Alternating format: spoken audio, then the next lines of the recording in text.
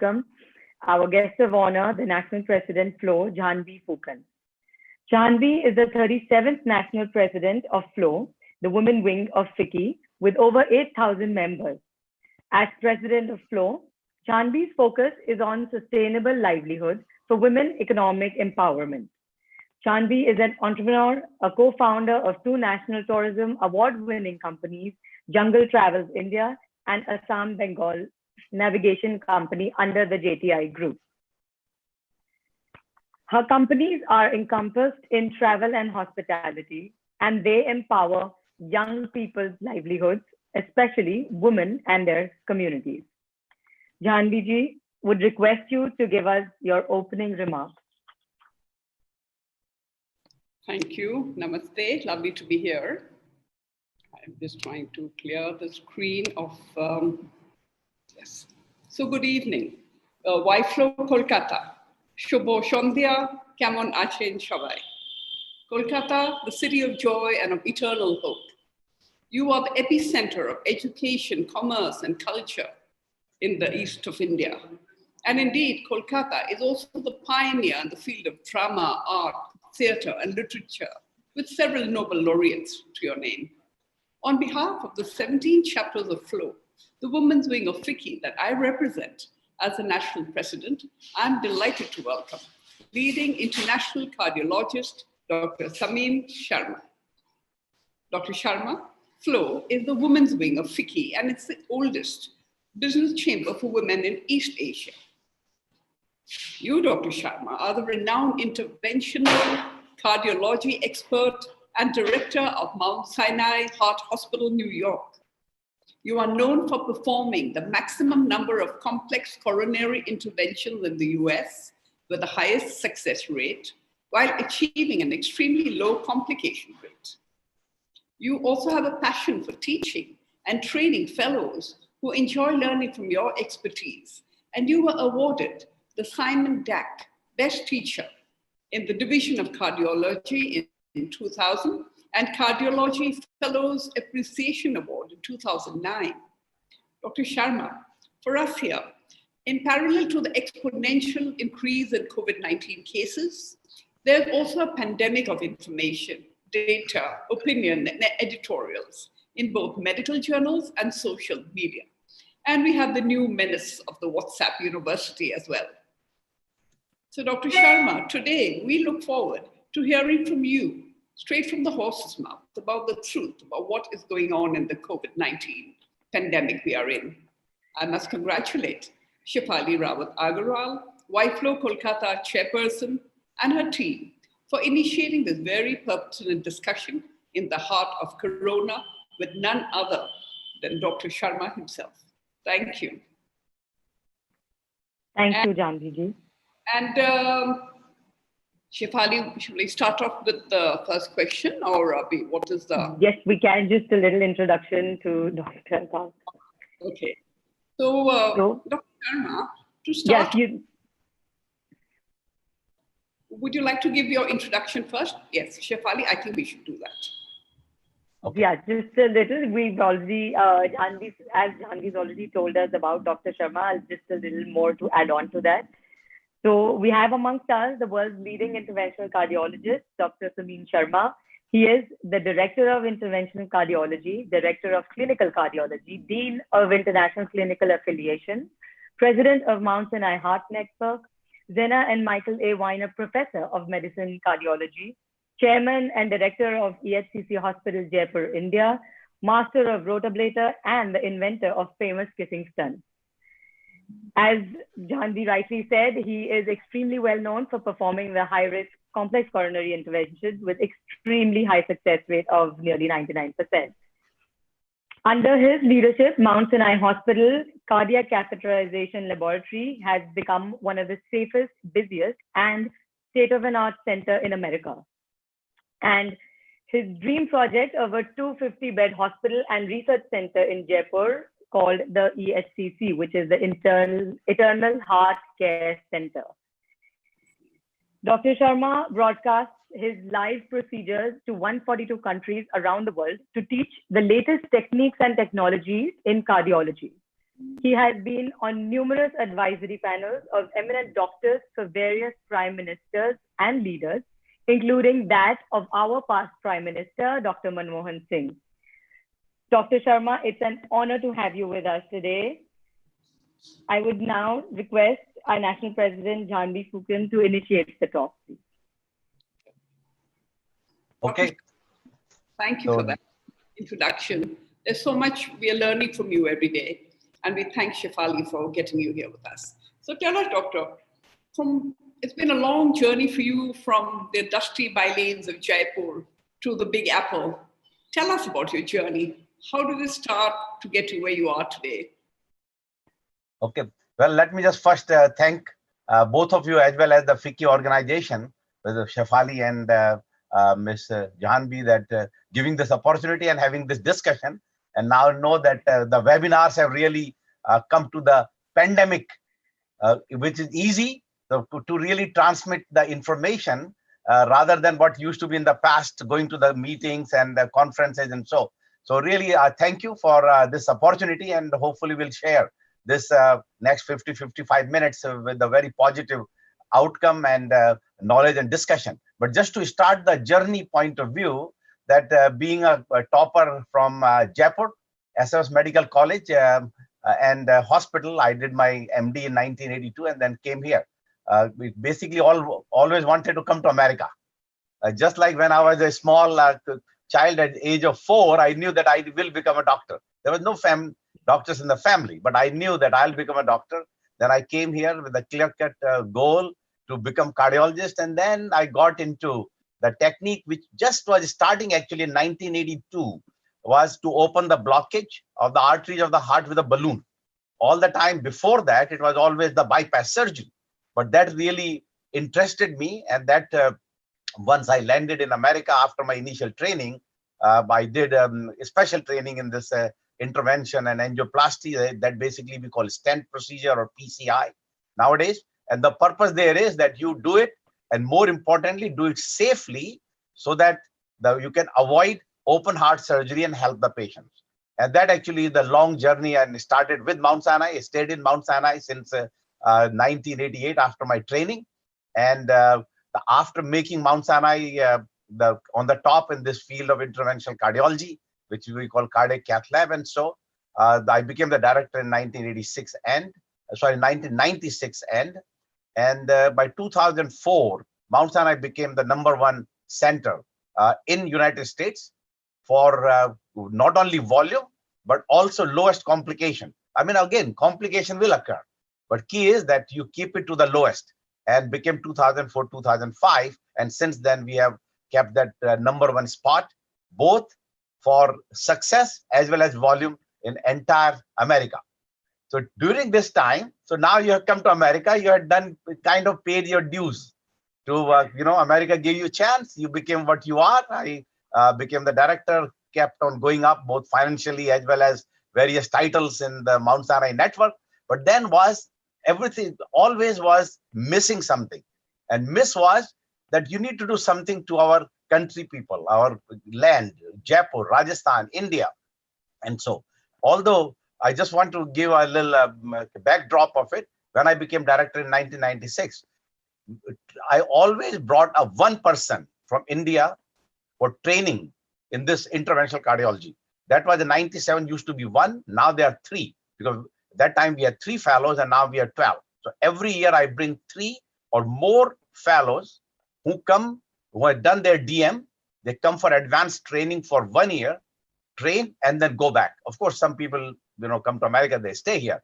But that's a separate story. But key is that always have been a pro-Indian training, that many times for 12 fellows, 10 are from India, whether they are trained here or a few of them comes from there. So key was that during that time in 2007-8, then I felt with my wife Manju that we need to do something in Jaipur. So idea was what to do. Key that at that time chief minister was Mrs. Vasundhara Raje. So she came to one of the international conclave in New York.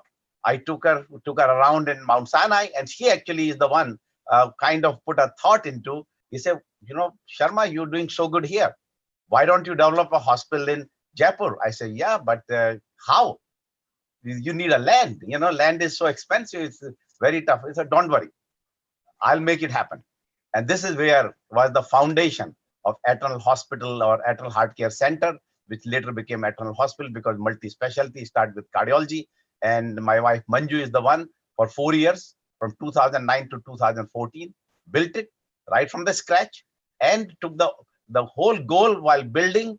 And of course, now even is that duplicate Mount Sinai.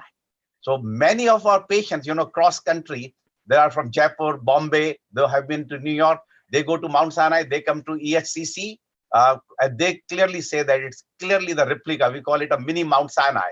And I have official affiliation, which is right on the front of the hospital entrance, that with the Mount Sinai Hospital. The advantage of the affiliation is that, yes, I mean, we are the owner of the place, but more importantly, that any new advances, getting the expert for complex technique and so directly transmit. It doesn't need to wait a month and go through bureaucracy. I have in my contract that I can take any technique, any research involvement, and we have a lot of trials which we are doing here, and ESCC and other centers in India are part of it. But purpose there was, and I would say that dream has been fulfilled with the Eternal Hospital, is that create the world-class international standard hospital right in Jaipur, which treating not only Jaipur, Rajasthan, and a lot of people around the neighboring our states. Anytime, and I used to go now, actually 4 months has been total lockdown. I used to go once a month for 3-4 days. Last one was February 21st. Hopefully we'll open up by end of next month, can go till end of next month. But key is that people from all over are coming for not only cardiology, for neurology, for orthopedic and many other branches, obstetrics and surgeries. So just ESCC has taken that level, what Mount Sinai is in our community here, providing the best care and transparent care. And of course, the whole issue is that do what is necessary and don't do what is not necessary. I know that our medical profession in India has been tainted by a few not that good people in the profession, and that has created some bad name. But I'm so happy that with Manju being the managing director and our CEO, all our vision, what we had is being done at present, and I'm very glad. This is the achievement, success. Being at Mount Sinai, making Mount Sinai top was good, but making that EHCC, build it and functioning and provide that vision which me and Manju had is the supreme, and can't ask for more than that. That is remarkable. It's so wonderful to listen to you, what you say. I congratulate you, Doctor. Chef Ali has other questions for you. Dr. Sharma, that was totally right. And I think not only Rajasthan, I think from pan-India and even other countries who, people who cannot probably travel to America all the way, for them, EHCC is their next Mount Sinai. Because of the affiliation, they just feel that is, they just get that surety of the name. And of course, as you rightly said, you do what is required and not extra, which is quite a problem all around India, especially in quite a few medical institutes. So, Dr. Sharma, let us get straight to the heart of the matter, the current epidemic, which has swept the world. Could you tell us about your personal experience in handling it in one of the world's worst affected cities, that is New York? Good. So I think let's put this way, that we all know the word COVID-19 and Corona virus, and so nobody knew beginning of the year what it was. True. And what I'll do is, if you allow me, I had 10 slides just to convey my message, and then we'll have a discussion at the personal level and other questions. So if I just show, let me just... yeah, you can. Yeah. So let's start with the first slide. And this is just to say, we have thought about, we read in the books, all our pneumonic plague, the Spanish flu, and that's where we are. These are the data or as of yesterday. This small molecule, or you can call particle creature, with the very, in our Indian mythology, that having the spikes, the real fighter, this virus has come to our life. And virus has come to our life in a good or bad way, but there are very few good ways, which I'll touch a little later, but lot bad ways. And as we know that 11, there's so many people across the country has been infected, and deaths have occurred, but a lot of recovery. But more importantly is that what we were, and this actually boils down to here. Remember, about 2 months ago, India was on the top, in the sense that they were like, we were in 50th in terms of numbers. But now, unfortunately, we have climbed to number 3. And every day, new cases are quite a bit happening. There are quite a lot of cases happening in USA also, which is reaching close to 3 million, and Brazil second and India being third. The big issue here is in America, when we are having new cases, it's largely because we are testing more. So there are two different things. Confirmed cases, and second is, are you sick? So what is happening is, at present, that despite this high number of cases, look at the death, much lower than less number of cases and death in India. And of course, the Brazil is on the top. So what does that all mean? So what has happened is that, yes, we are doing all the social containment, all social distancing, containment measures, and so on and so forth. The testing will give rise to more numbers. And that is where the America is all about. Just to say, as you asked earlier about the experience, a few months ago, end of March and April, Mount Sinai was the epicenter. We had 400 plus cases of COVID. We actually, all our cath labs, they've made beds in the entrance, which is a big Guggenheim pavilion. They made 40 beds in there. So all the lobby was converted into the corona bed patient. But with the result that, of course, patients, some people died, a lot of them were treated and cured and went home. But what happened is, at present, active infected cases of corona in America has significantly declined. And that's a very important point and little dichotomy compared to what is we are seeing in India at present. That is, their infected patients are more and more increasing, while in America, it's only positive cases. There, you do a test, you find more positive patients, but they're not the sick patients. So hospital, just to give example, in April 1st, we had 382 patients, including in ICU 120 patients. As of today, in Mount Sinai, we have 18 patients of corona, 3 of them in ICU, only 3. So dramatic. So key is that, yes, people keep hearing, and I've been on to the various news media with the Z channel, and so they called me that looks like USA is losing the battle in the corona. It's not true. It's in the sense that, yes, more positive cases are coming, and that is where maybe that will be the answer. And I'll come back to it, because you need more infected people, but not means you have a more positive tested patient people, rather than they become patient, and that is where you develop the immunity in the public. So therefore, this is whole issue of the lockdown, and this, as you know, a lot of people criticize that they may not be the right thing. Because what happened? You're protecting a lot of people, and that is what is happening in America. The states where they did not do the lockdown, and now the second wave is coming. In New York, there's no second wave, because everybody was in the lockdown and they gradually opened up. So this is just to say that this will be here. The corona, COVID-19 will be with us, and therefore we have to deal with it. And I know at various levels in India, a lot of policies are being made.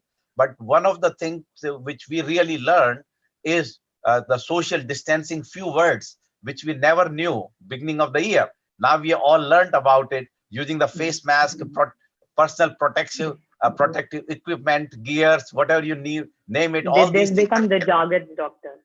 That They've is become the jargon for the season. Yes. So now the other challenge, one of the thing is that most of the viruses which infect, like influenza, we have mumps, measles. These are all the DNA virus. There are 2 strands in our cell RNA and DNA. DNA has a definite sequence, and you can target by medicines and target making the antibodies, like classical influenza. Even if the DNA changes, it changes maybe once a year. So that is why we have the new influenza vaccine every year. So to that particular strain. The problem with coronavirus is not a DNA virus, it's an RNA virus. Now, what does that mean? RNA virus is that it can mutate, it can change its shape very rapidly, and particularly the spike protein. So therefore, if you want to attack it by a drug or by some antibody making, let's say, vaccine, before you decide, it may change its configuration. Means basically that you're changing your jacket very often. So even somebody want to recognize you based on your blue jacket, soon you are wearing a red and then the brown. So that way. So key is, this is the one big trouble with coronavirus, is that it changes mutation very rapidly. 3 of them, which is type of A, B, and C, which B started originally from Wuhan, and whether it's A or C is in India or various areas, could be more than one. They say overall 30 mutant strains of the coronavirus has been isolated, and that gives the big challenge. And that will be our end of part of the discussion, that how we are going to take care of this, particularly because of the vaccine. So question is, vaccine is very specific to the virus. So if your virus has changed its configuration, to have an effective vaccine is so trouble. And that's why you think about 4 months have passed by, and there is still the vaccine. We can hear it only in infancy, everybody trying to claim that we are making vaccine and so, but nothing is available. And that is all because of the virus itself. I think, that's why, I mean, is that the reason why that the research every time, every month, or rather every week is changing? Like first they said it is, it's you don't touch the things, and that's how you might just get contaminated. The object of the things might be contaminated. The latest research now is they're saying it is airborne. So I mean, the thing is that it's changing since the time it started till now, up till we're probably like deep 4 or 5 months into it. But every time everyone's coming up with different reasons. They said maybe, in heat, the virus might not survive. In India, especially Calcutta, since March 1st, we've been having severe temperatures, and it's just on an increase since then. Yeah. So no, that's a very good question, Shefali. And I say one thing for the coronavirus. One is that there is no textbook. Yeah. There's nothing written. So we are learning how this virus behave while we are treating treating the patients and encountering. So the books are being written now.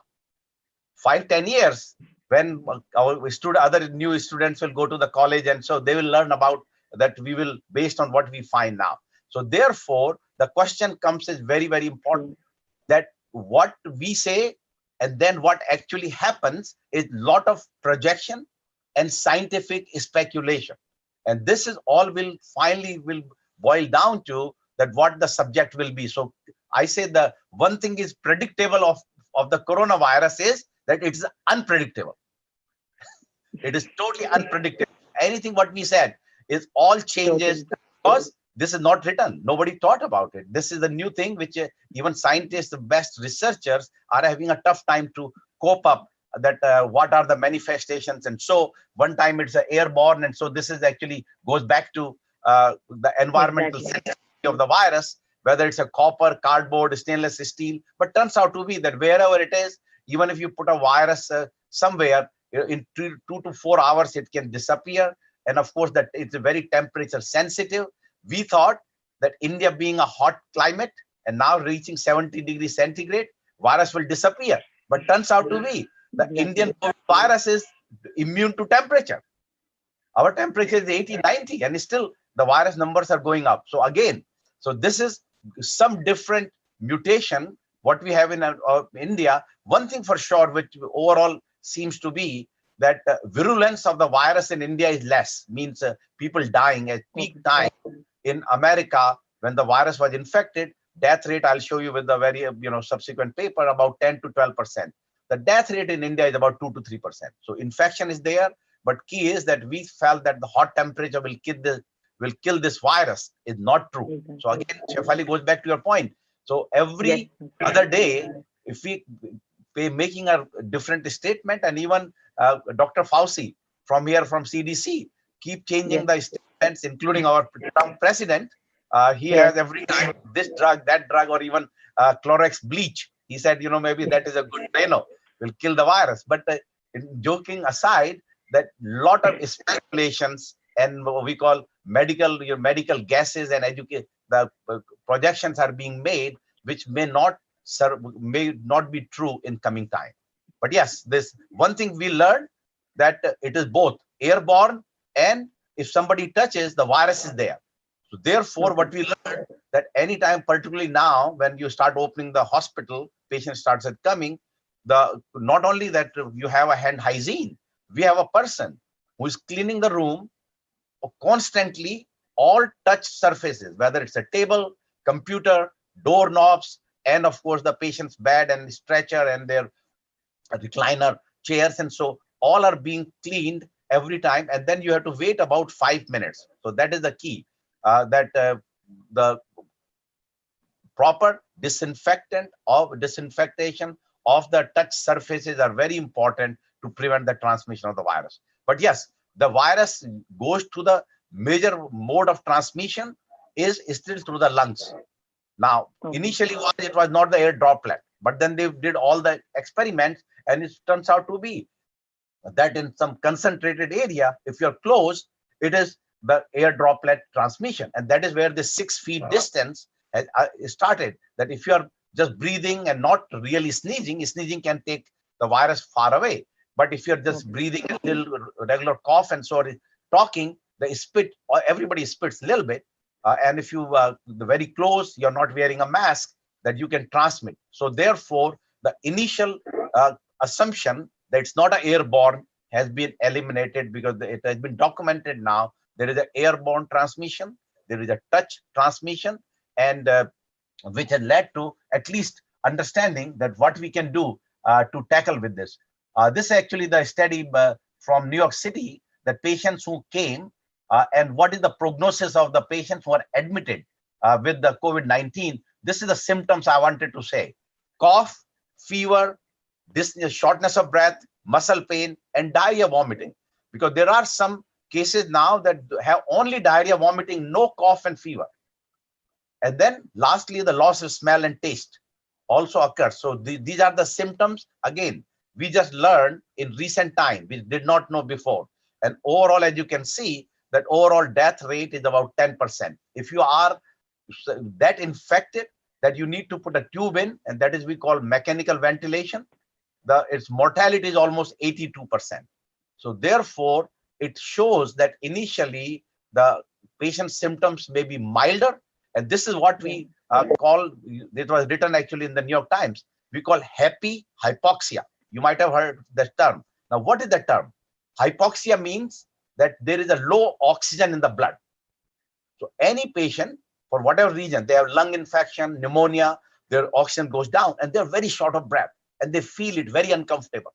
Somehow, with the COVID patient, their blood oxygen level has gone down to 80, 75, they're still talking and not feeling that sick at that point, because that time the virus is just into the lungs, we call alveoli, the air sacs. The surfactant which is produced is no longer produced and causes low blood oxygen. And rapidly, then the virus gets into the blood. And that's where what it does, it goes into the blood and then releases various chemicals we call cytokines. And that is where the cytokine storm, the tufan, they release a lot of chemicals in the blood, and that really deteriorate the patient condition, so much so that they come to the hospital urgently, require ventilation. And so this actually disease also has seen that patients looking good, within few hours they're dead. Now, only other disease was, which we have that manifestation, was heart attack. The patient is doing good, and you see all of a sudden artery blocks and patient can die.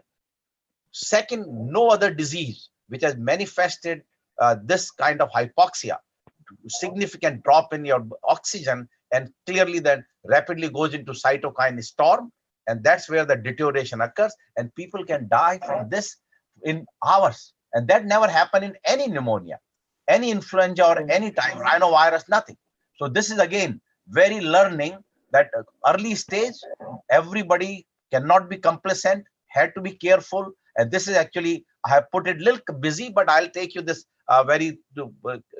take you through this busy slide to show that there are various manifestations of this disease, which are called mild symptoms.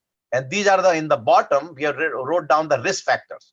So also we learned in this disease process that your risk factors, age, 65, lung disease, your kidney problem, your diabetes, your high blood pressure and your heart disease, your immunocompromised, and what came up is your obese patient, somehow at very high risk of developing COVID-19 or its manifestation. Then we call it, this is the mild category, that these are the risk factors. Then virus gets into the body, cause the respiratory rate high, pulse rate high, and decrease the saturation. That's the second category. Then the third category is, now this is we call cytokine storm, that the virus has gone into the body and releasing a lot of bad chemicals. So we know the chemicals is, let's say, urea, ammonia, those are, so these are special chemicals, D-dimers. And what we learned that these chemicals also do the harm by causing the clotting, that it, again, it's not only just the infection of the lung, which kills the people. It is the blood clot in the lungs, in the brain, in the kidney, in the heart. So there is a clotting occurs. And that's why anti-clotting drugs has become the prime treatment. So key is not every patient with the COVID, once you are confirmed positive, need to go to the hospital. But if you are doing fine otherwise, can be managed outside. Most important is you need to be connected. And this is where the telehealth comes in. You don't need to go to the doctor physically, but be connected with the doctor for close monitoring. Because as I mentioned, rapid decline takes place. And we learn rapid decline to many of our key officials in Delhi, Bombay, and other places that decline, and then you lose the people. And of course, the treatment has been changing, and it turns out to be that 2 drugs as an outpatient. In the past, we were believing in hydroxychloroquine. Some studies have come into controversy, so we don't use it routinely. Your FDA has put an alert on it that should not be used. But 2 medications, one is the blood dissolving called Eliquis, or like Xarelto, there are a few names, or Coumadin, type medicine. And the second is the prednisone, which is the steroid. So those actually have been established that once you start getting sick as an outpatient and you have a risk factor, make sure you're connected with the doctor. Why? Because once you start developing the second stage, and that is you start developing a decreased saturation. And as you know, the saturation is very simple thing to do. Anybody can check their pulse rate now. We have all the apps, respiration rate, and more importantly, saturation. All our apps have that feature to check your saturation. Any saturation less than 90% is a trouble sign. That is not better to stay home. Now you need to go to the hospital. I know everybody worried about going to the COVID hospitals and so, but this is the place you need to go. And that is why the entire country has now enforced that law that no private or government hospital deny care to COVID patients. Rather, they have to make a room for it. And we actually at Eternal, Manju had made a separate 5th floor unit, separate entrance to take care of these patients. So then once the patient become a little more sick, then they need to be more, come to the hospital and definitely get additional treatment, antibiotics, more IV medications, blood thinners, and steroid. And of course, once you have significant symptoms, many of those patients require putting a tube in, and some of them may require to be called a artificial heart-lung machine called ECMO to support. One of our very prominent the internist actually, who has been in a very high, the leader in our Indian community here, has ECMO, and for almost like 1 to 2 months, like 6 weeks now. So just to say that a lot of additional treatments are needed, but most important is you don't need to worry about the second and third. You need to worry about the first one, that don't stay home too much. Once symptoms progresses, you start getting a COVID positive, make sure you're connected with the doctor and with the advice. If the oxygen goes down, that you get to the hospital, because there hospital you have much more treatment, particularly and everyone is very careful. Everyone has Doctor, one question I have here, which we're facing in India, is a lot of people are asymptomatic. Like they do not, I mean, they're not facing any of the symptoms, and they, I mean, if for any reason, if they're going for their testing and it comes as positive. So is that also a part of it, since you said that you can have mild symptoms or some people might have severe symptoms? So there are quite a lot of people who have absolutely no symptoms. That's a very good point. So what has shown that if you take 100 patient, 100 people actually, I would not call it patient yet, that become COVID positive, the 80% will be asymptomatic. Okay. So therefore, what to do? So basically, it's just there is no treatment. Asymptomatic patients, except their self-restraint, self-containment, quarantine, they take care of themselves and hopefully drink your liquid, vitamin. You know, there is a separate story that a lot of anecdotal, including our Ayurvedic and Patanjali and the all combinations are there. Yeah, but key is that taking some vitamins, D3, the CoQ10, your zinc supplements. So keeping yourself, which is good, and it goes away. So key is that you have asymptomatic, but you're positive or may have mild symptoms. The virus in next 7 to 10 days will go away from your body. And people actually after 2 weeks can come back to normal life, normal work. So therefore, you don't need to worry about. But key is that once you are positive, everybody is followed because they are part of registry. Whether you are in India, you are in China, or you are in America. So therefore, is that they are completely, they're followed, because whatever happens to them, we need to learn, because we don't know how many asymptomatic people get converted. We learned from that the ship which sailed in the beginning of March when everybody was contained. They learned that 22% of people got infected, and of the 22, they followed them that 82% remain asymptomatic. So of those infected people, 82% remain asymptomatic and nothing happened to them, but they were positive. So key is, if you think about this, is a good thing that if you're asymptomatic, but you have COVID positive, and hopefully that will give rise to antibody positive. And that's where the response of the body comes. The antibody means you have developed the immunity. So once you develop the infection and you have developed antibody, you are immune. And the question always comes also, many people who have developed their antibody, that they become immune. But if you test them for COVID antigen, which is the virus, is still positive. So we don't know much about that part. So basically what has been shown, that once you have antibody, that you are immune, and you have a COVID positive, it's usually a very low titer. I mean, it is detected by the testing, but you are not infectious. Now, this may change next week by some new publication. But at this time, it is felt that once you develop antibody, even if you have antigen positive, you're not infectious. And we actually allow, we actually at Mount Sinai, all 30,000 employees of Sinai, but they had a system about 3 weeks ago that all were tested for antibody. Although, unfortunately, those who are not infected, antibody positivity was only 3%. We thought will be more positive, because you want more and more people antibody positive, which is a good thing. Like as if you got a vaccine without getting the vaccine, or you got the infection without showing the infection. But antibody positivity is good. But if you're antibody positive, but you still have some viral load because your antigen COVID PCR test is still positive, the overall impression at this time is that you are not infectious. Now, this is where the data at present, which might change, but I think overall, we actually have allowed people who have been infected in the past, develop antibody, come back to work. And same also for the patients. The patients, let's say, develop some heart problem, but not very sick, but they were also COVID positive. So we send them home, treat them medically, and then bring back after 2 weeks, 2 to 3 weeks. And at that time, they develop antibody. Some of them still continues to be having a PCR antigen, viral positivity, but we basically just go ahead and treat them as if they are COVID negative. So that was the next point, doctor, that what is the impact of this on to our cardiovascular health and immune system?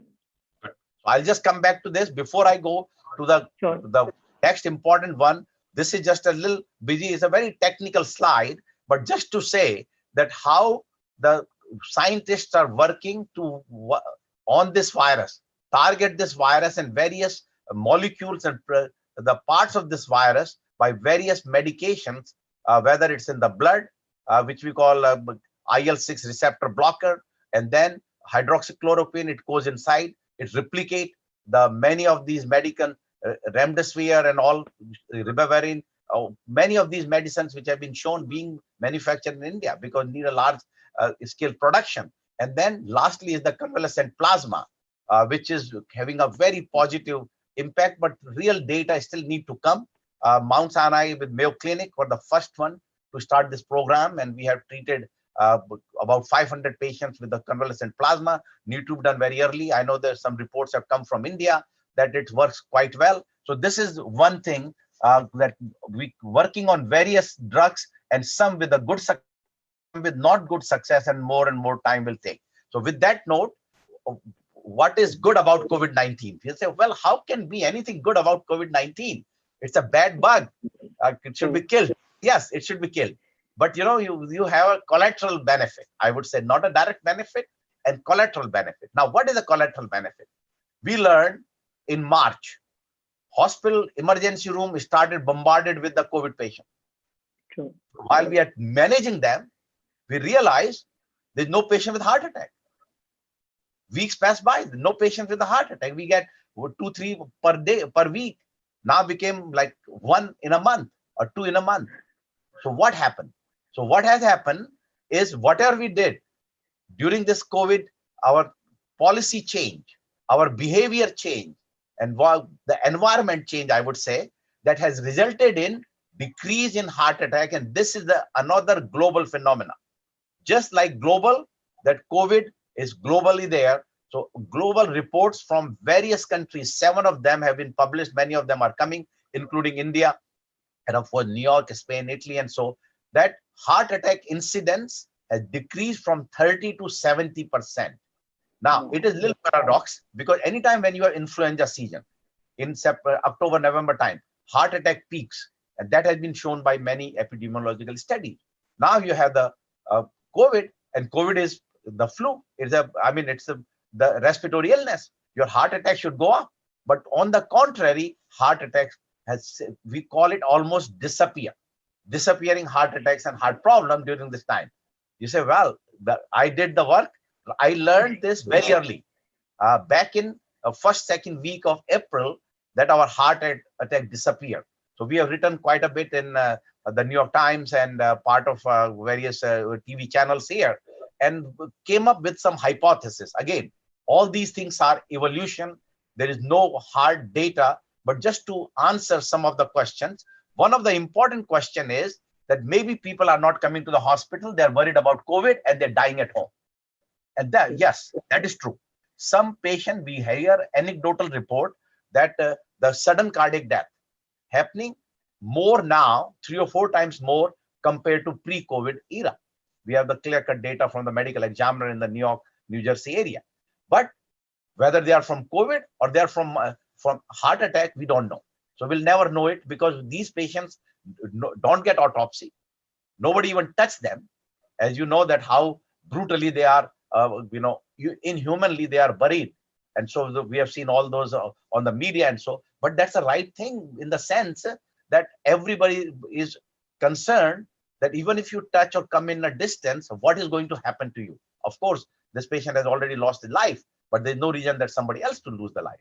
So therefore, yes, all the factor could be that people are worried going to hospital because they will come down with corona, and so they're not going to the hospital and having some heart attacks and death at home. But that is one part.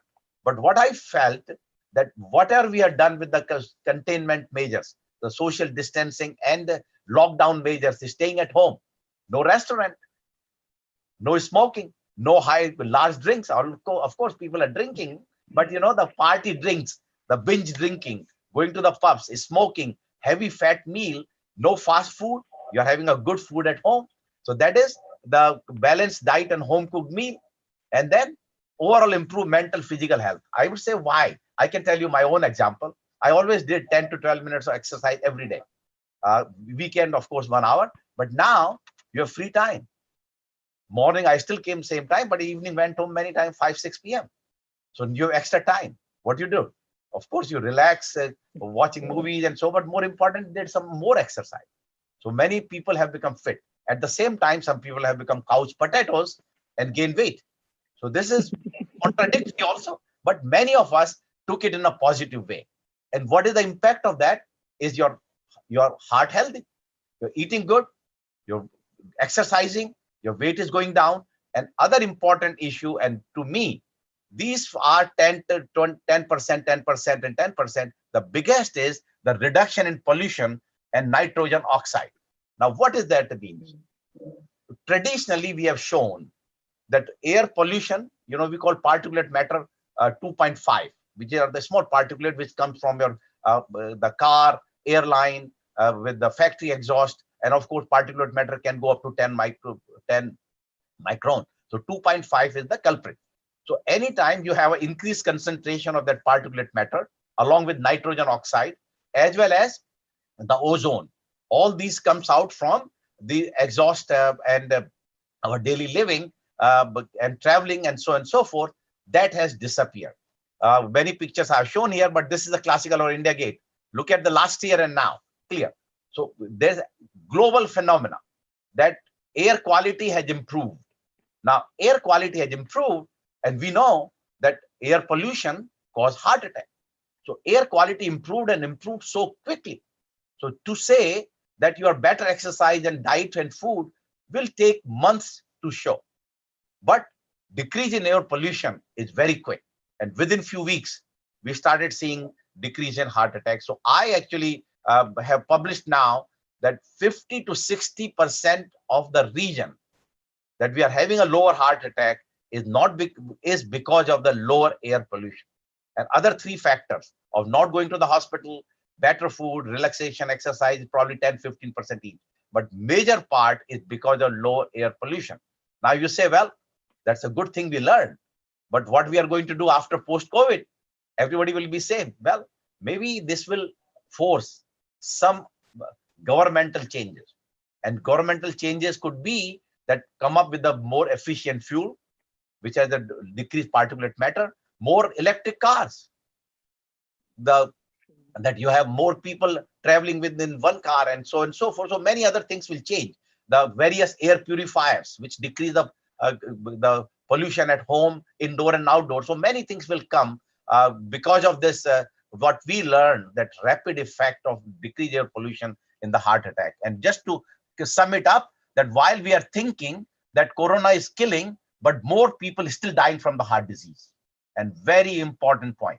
So during this time, that overall, if you take the total number of the cases, that number has decreased, but still quite a bit. And we actually have very nice pictorial from American College of Cardiology, is that once you have a heart problem, your acute symptoms, not as stable. We know elective procedures have been cancelled. You can have a televisit, telemedicine with your doctor, get your medications and so. But if you're having a symptoms of heart attack, staying home is not a right thing to do. Even in this COVID era, you need to go to the hospital and get treated. And that's a very important, and this goes down to that how we are going to take care of this is probably will be the vaccine. But I have enumerated many other factors already, that where the vaccine has a tough challenge, may have a little bit of success in the beginning, but whether it will be that effective, which we need to be seen. The most effective vaccine is the measles, 98-99% success.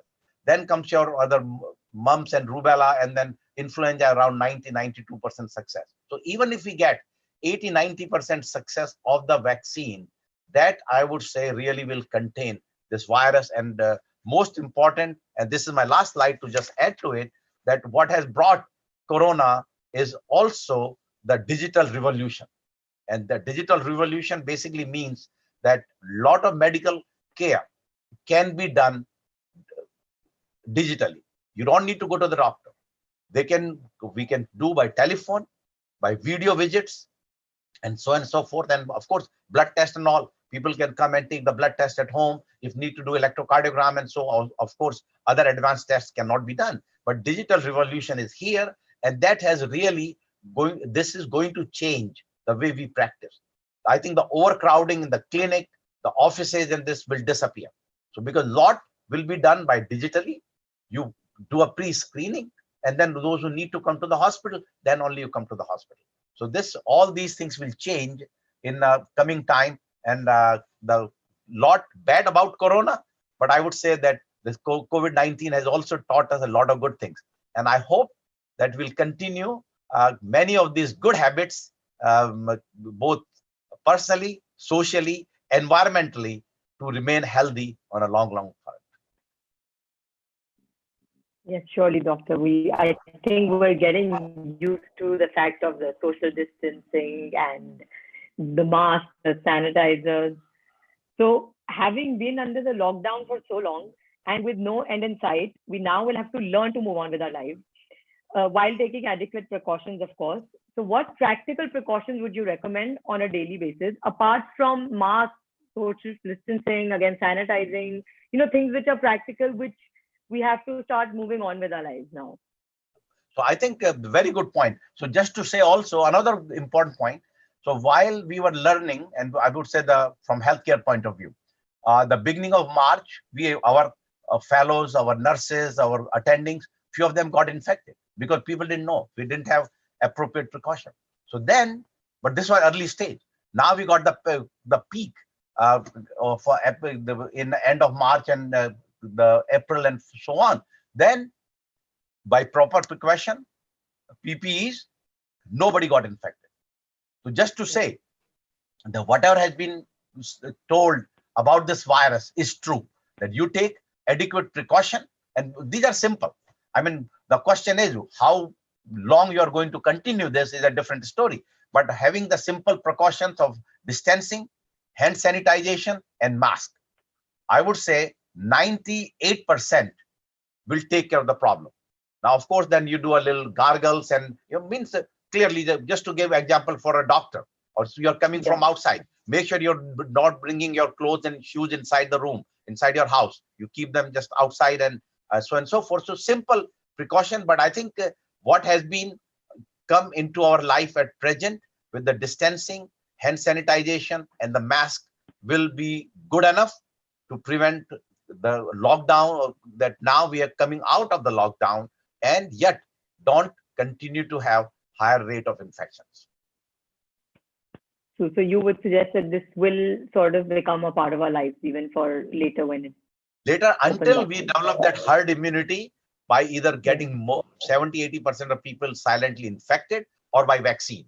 So that's, and if that happens, that's okay too, because it may be just another influenza type.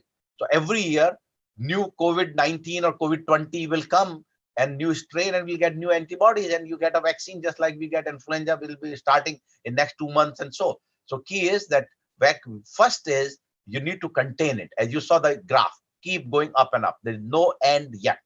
Whether it will go to a 20 million or 40 million, nobody knows. How about in India, doctor? What would you suggest in? No, I think the India is basically I think the India now, there are few changes occurred. We always praised Modi ji for great work he has done. But I think of course it has become a role model. Yeah, based on our population and people not following, many countries actually fine people if they don't follow those social distancings, and so that some kind of strict rules regulation during this phase of containment is essential. So therefore, it's not the policy. It's not our Prime Minister Modi ji that he has to do. It public has to do, which is going to curtail. Now, I still say there will be a dissociation between increasing number of confirmed cases, or we say positive testing, versus infection. Those are the two, and that is the dissociation has occurred in America. America having a much higher number of positive cases because they're testing more, but they're not coming with infection. An example is classical. Our hospital here is empty of COVID patients. We were hoping to have a soon same condition in India as well. Absolutely. So, doctor, what would you suggest as a lifestyle change for a younger generation? how to lead healthy lives and avoid cardiac diseases. As averagely our members are aging 40, some are older than 40. I mean, something which we can start doing from maybe right now to avoid further complications at a later age. I think that's a great point. And I think knowing that your young audience of FICCI, it will be a good message that, from this, amidst this crisis, let's develop some good habit. Bye-bye to fast food, or maybe make it, you can do complete bye-bye. Maybe once a week or twice a week. And more important, I would say, is the developing the habits of your Fitbits, that you're doing your 10,000 steps, that your calorie count. So every food you eat, you're counting your calorie, counting your salt. And so means some good habits need to continue so that we should not just reverse what we were there in January, February, but some good habits in moderation, because, the tension will come back. Right now, everybody's relaxed, but relaxed is because they're not working. Some people do work. Working. Yeah, but the working from home, and so that will also increase. So many of the offices and will realize you don't need to come to the hospital and a commute of 2 hours. You could be very productive, or let's say 80% productive, staying at home. So maybe instead of 5 days going to the office, go 1 day, and rest you can do attain your work home. It will be less expensive also. So, but more important, the habit wise, which I really want to emphasize, that we need to change the way that we mixed at present, the way we cook our food, the fast food. There actually has been many studies that fast food intake per week, people taking 0, 0.5, 1, 2, or 3 fast food intake per week has directly correlated with cardiovascular disease. Direct correlation, fast food. So though no question there. Same thing with the salt intake, but fast food is all have shown. So now we learn those are decreased. So you limit it. So for a young generation, my message will be that some good habits which we have cultivated or we are cultivating at this time, and hopefully after today's message will be more people inspired and change, Sure. no matter how busy you are. And I can tell you that nobody can be busier than Dr. Sharma. But yes, the evening time I used to put myself in a better with my own blood test, and all those became what I was like 20 years ago. Why? Just because some of the good habits, and I vouch and pledge that those habits will continue. Of course, not to that extent, because life will come busy again, stress will be there, but some need to continue. So clearly that we are on the other extreme.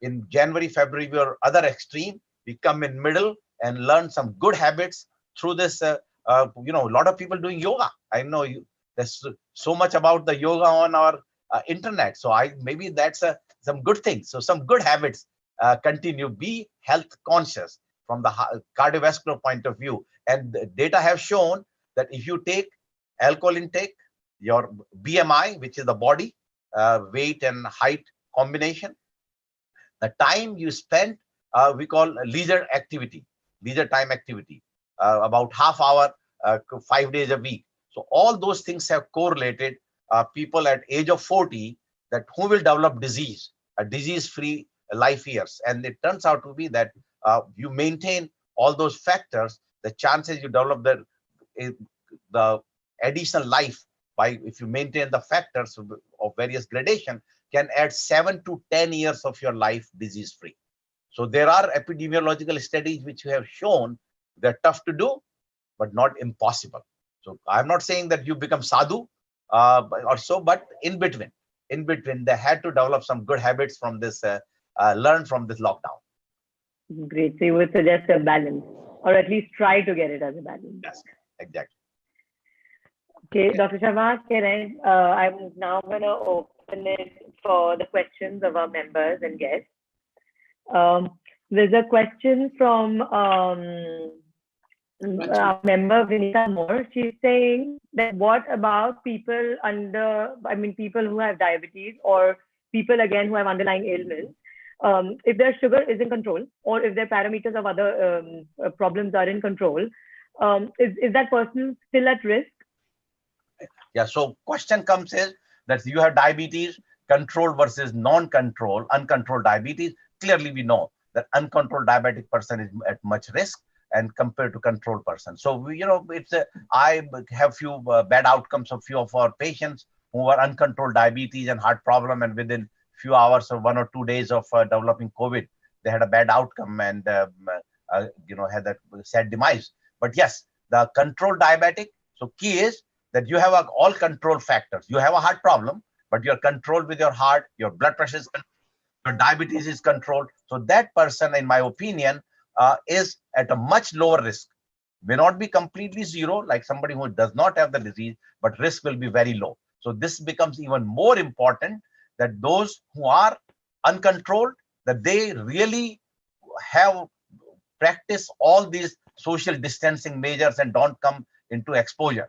But those who are controlled can definitely come into the public limelight as with the taking adequate precautions. So less risk compared to otherwise. Doctor, our next question is from a member, Madhu. She asked, what precaution should one take if they have to take a long distance flight or any flight for that matter? Yeah. So I can tell you the long distance flight at this time is a trouble. It's not trouble because of you. Trouble is any one of them in that flight got positive, everybody will get your quarantine for 2 weeks. That's the big problem. So, but yes, as far as the distancing, I can see, and actually people who have traveled, I haven't traveled since from February 20th or so, 21st, that many of these flights still don't have the social distancing. And they are not, they are asking that, do you have fever? And so they're not checking, just compared to, let's say, any patient come to the hospital here, we always try to test them for COVID antigen, and so results comes within few hours and so. But key is the only precaution you can do is to avoid at present unless it is essential. And secondly, the rest is not in your hand. In the long run, now people, of course, repatriation flights have started from India with the Air India and so forth. There is just you keep yourself like you will do it otherwise. That is, keep yourself hydrated, walking around so that don't develop any stagnation in the legs, so no develop any blood clots and so. So usual precaution, but nothing from COVID point of view. You have to take care of yourself. That you have mask, you have your sanitizer, you are not touching the side of the chair, the seats and so. So you're cleaning all that, but rest is all dependent on who they are, who are your other passengers, and that may force something which you can't even imagine, and you're not even part of it. You're very careful, but because somebody else was not careful, you may have to pay a price. So key is in the long distance flights, try to avoid, but if had to be done, it's just same measures which otherwise continue. Okay, doctor, our next question is from Ruchi Bengani. She says, how often do we need to test for COVID? I mean, in case it's positive, so what is the frequency? Yeah. So question comes is that you are COVID positive. What are the data that when it becomes negative?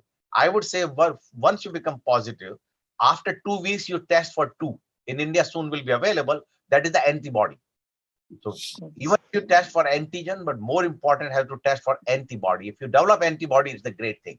But yes, it is said that about 2 weeks takes about 90% of people will become negative, but 10% continues even longer, whether it's a 4-6 weeks or so.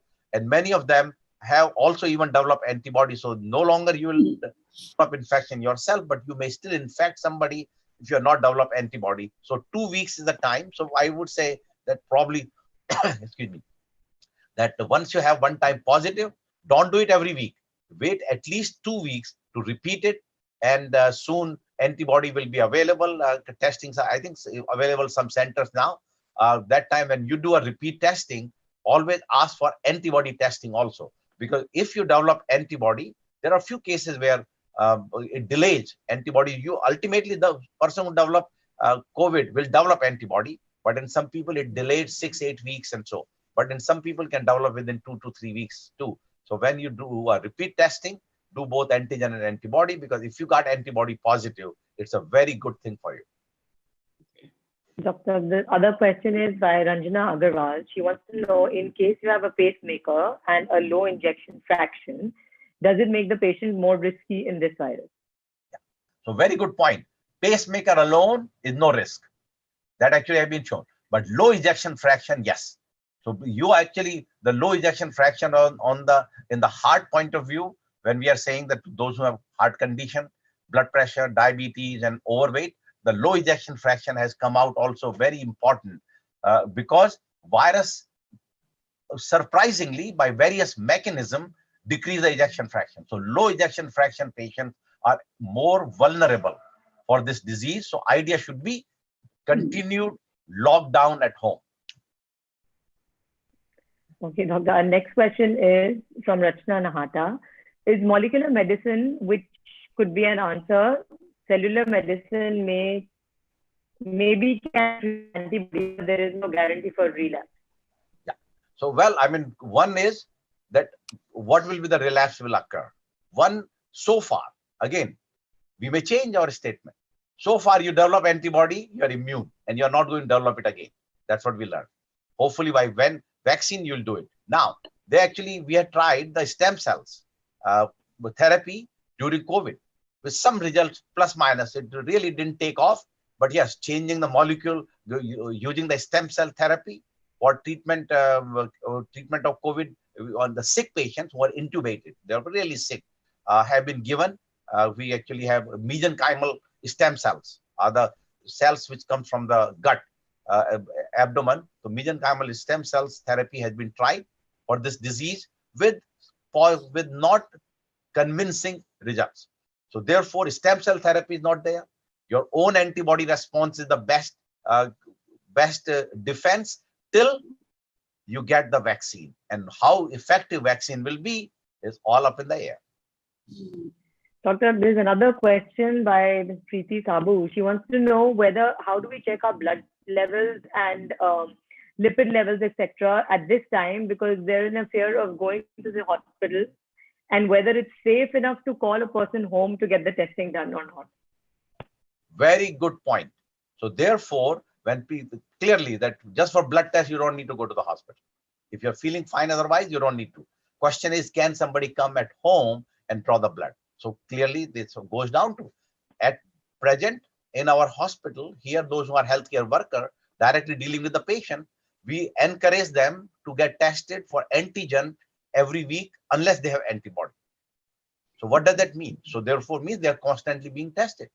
So key is that person who is coming at home, it has to be known that, we always can find out whether you have tested or not. So even some people may not be tested with some, but key remains is that even somebody comes, if they're taking adequate precaution, they have their shield on, you have your shield on, you have gloves, and of course the home blood draw, I would say, will be preferred than going to the hospital just for this purpose.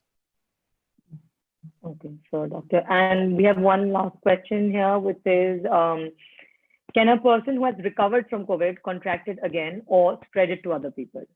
Right. So I will mention in my last one, the key is that so far it seems to be that there is no relapse or second attack of person who had developed antibody and recovered from it.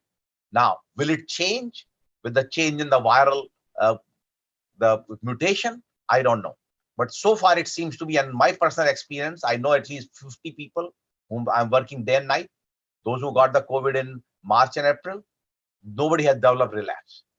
So, so far as we know, that once you have an infection and you develop antibody, you don't. Now, of these 40 people, 2 of them actually, unfortunately, they have clear-cut infection, they were antigen positive, but they did not develop antibody.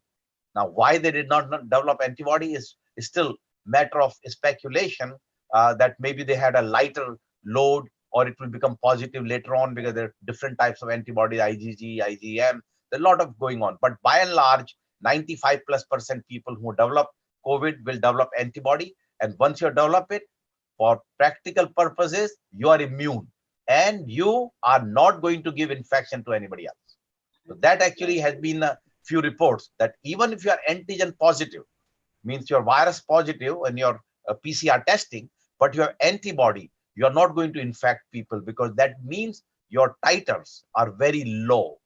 So it is not infectious. You may not never become negative. I have actually one of my colleague, cardiologist, who is now 3rd month. He tested just last week. He has very high titers of antibody. He is still antigen positive. He's still PCR positive. So we don't know what to do with that. But he's working with us. I mean, and there are reports that once you are infected, your antibody is positive, you recover from it. Even if you continue antigen, it is not virulent. It does not cause infection to others. Interesting. Related to this question, there's another question, doctor. Somebody who recovers from a COVID, would he or she have any life-changing conditions after that? Yeah. So no, one most important is the lung condition, because the people who have recovered, they're still not 100%. So many of them, they say still I can go back to what I was doing. I was jogging, let's say at 2 miles on the treadmill, or 3 miles. I can do it for more than 2 minutes. Used to do 20 minutes. So key is that recovery of the lungs will take long time. And as again, that we are learning while we are treating. So how much time will it take for them to become normal? It will take 3 months, it will take 6 months. We don't know. But yes, it's only once you recovered from it, your rest of the organs and everything has come back, all the no more clottings and all those things. Clotting lasts only for 2-3 weeks. At least that's a good thing. So that's why we give that clot dissolving agent only for 2 weeks. So that's good. But lung to come back to normal takes much longer time. So whether you will become normal in 3 months or in 6 months, it's only time will tell. But yes, don't be frustrated. And I get every time the patient comes in, doc, I fully recovered. I got antibody and now antigen has become negative, but I still can function what I was. So I said, no need to be frustration, no need to be depressed or anxious. This will just take some time. So instead of virus, he's saying that it has come out of the body, virus is gone, but it's created some irreparable or some damage, which body will take to recover. So it may take 3 to 6 months. But yes, so key is that you need to don't push yourself. So you say, well, my virus is gone, I now want to do all exercise and jumping up and down. No, just go slow and don't be frustrated. Even if 2-3 months, you are not 100% what you were before COVID. And that is I think, Doctor, now with the lockdown for so many months, I think the frustration is peaking to levels. I don't know how people will not be frustrated. On the lighter note, the question is Tuesday is your fasting day, and you keep your most complicated procedures for that day. What is the reason behind it? Well, today is our Tuesday. So no, right from the beginning, I've been fasting on Tuesday, or Bajrang Bali, and always been believer keeping fast for last 40-50 years. And that's my special day. I had no other meetings. This morning we started this now. 8:30 is the one I mentioned that we start the work and goes till midnight. And I believe, and I put all my tough cases today's day, that of course your skill, everything is there. I always have put in, even in the American magazines and newspaper, there's something which you do, but there is something, a supernatural power you believe in. So how you are doing same thing to every patient, but some people develop complication. Why? So I think it's some other factor, which whether on his or her side or your side is making that outcome. So I always a believer in God. And so Tuesday, especially, and that too, people say, oh, those who know, I say, you're keeping entire day fast. You'll be maybe making more mistakes. I said, no. It's the other way around. So the way body has used to, and do all the toughest cases, that Bajrang Bali is extra on the shoulder. Take care of all these tough patients. Doctor, there's one quick question, I'm sorry to interrupt, is from all the young mothers. They want to know how to keep their little ones safe. Yeah. So very good point. So one good news for there, that the virus doesn't affect the kids. Actually, it doesn't go through the placenta. For those who are pregnant, it does not go through. It does not go to the kids or fetus. So it's a very rare case. Here and there you can hear, but children have immunity. And also, what also learned with the sex difference of this virus, that women have some kind of a genetic resistance So one, they develop less. Secondly, after effects are less. So if you take any publication of COVID patient, usually any disease, let's say heart, it's 70% man, 30% women. In COVID, it's 90% man and 10% women. So it is at least good point. From women point of view, and secondly, for the child, they are very resistant. Some cases, sporadic cases here and there, but as long as parents are careful, need not to worry about, and definitely from the pregnant mothers, not to worry about virus does not cross the placenta. Thank you, Doctor. I would now request Janvi ji to ask the question, please. Yes, Doctor, it's been fascinating listening to all this from you. And the question I had in my mind, what you've answered, is that men have higher mortality than women in COVID. Is it? Yes. Yeah. Yes. Doctor, listening to this, it seems like, if you had the chickenpox virus and you didn't get it again, or the mumps and you never got it again, is that what COVID is sounding like? Let's hope.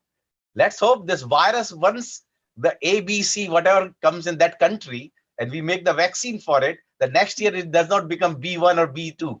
So as long as it remains only, the virus does not mutate, subsequently, you have a lifelong immunity. Yes. But we have the same point, influenza. Influenza is a classic H1N1, so it keeps changing every year. So where it will settle, nobody really knows. But only way will be that if virus does not mutate, your one-time infection, your lifelong the protection. But I don't think so that will happen with this. I think it will behave more like influenza rather than mumps, measles, and so. So I understand that influenza was the largest killer in US anyway. It's always been there, but it's not taken into account. So like you said, it keeps mutating. So this is what's going to happen, would happen here. And Doctor, I have one more question. Yesterday, we were speaking to Nobel laureate Muhammad Yunus, and he's taking out an appeal for a free corona vaccine, like the polio vaccine is free for the world. But like you say, if it's mutating, that may not even help demanding that free corona vaccine for the planet. No, but I can tell you that our Serum Institute chairman, Saras Poonawalla, is a very good friend. And he always very philanthropist also. And I can guarantee you that once that vaccine is effective, if it need to be given free, he will find the resources to make it happen. Okay, that is That's the first thing is let's get the vaccine first. And I know him personally that no stone will be unturned that making it free. And just like so many other vaccines and rubella, chickenpox, rubella, all the vaccines are all free for most of the public, nationally, globally, will happen. He'll make it happen. And his institute is working very hard with Oxford to come with the effective vaccine. Yes. And he's a mastermind. He knows everything about the vaccine.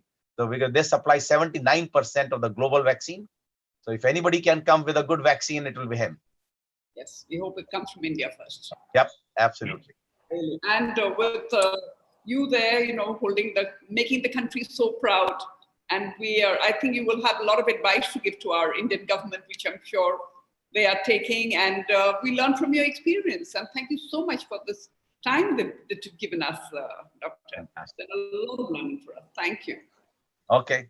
Bye-bye. Thank you, Janvi ji. Can I, Doctor, just 1 minute? Can I just request our Senior Vice Chair, Varsha Vadva, to just give the vote of thanks? Varsha, are you here? Yes. Thank you, Dr. Sharma, for an insightful and knowledgeable session.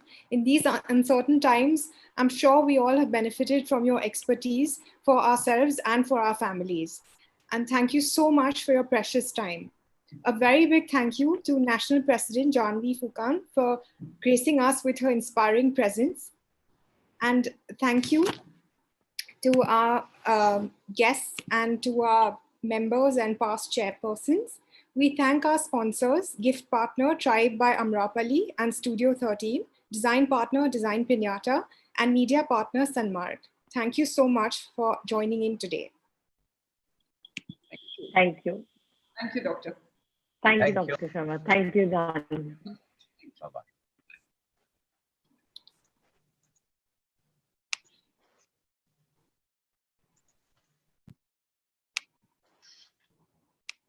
Okay, come now.